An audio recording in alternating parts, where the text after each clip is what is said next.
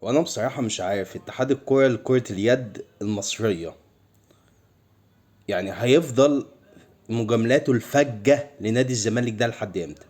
الاهلي خد الدوري وخد السوبر الافريقي وهو اللي ليه حق ان هو يشارك في افريقيا. طب ليه حق بحقين ان هو يشارك بيه كبطل البلد المستضيف او بطل افريقيا؟ هو اختار ان هو يشارك بطل مستضيف.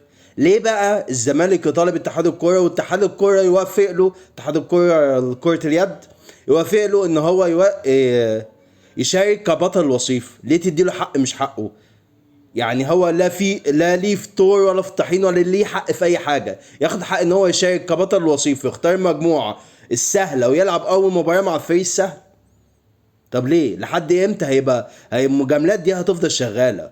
والاهلي ساكت ليه؟ كلام خارج من الاهلي بيقول انا بطل وصيف. الزمالك والترجي يشوف هيعملوا ايه مع بعض. ده الكلام خارج من الاهلي. هل ده صحيح؟ هل ده حاصل؟ الايام اللي جايه هتبين.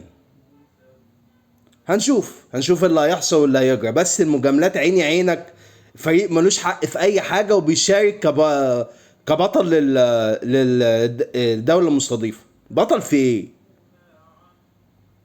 بجد انا مش فاهم، وحاجه بجد مستفزه وحاجه تحرق الدم.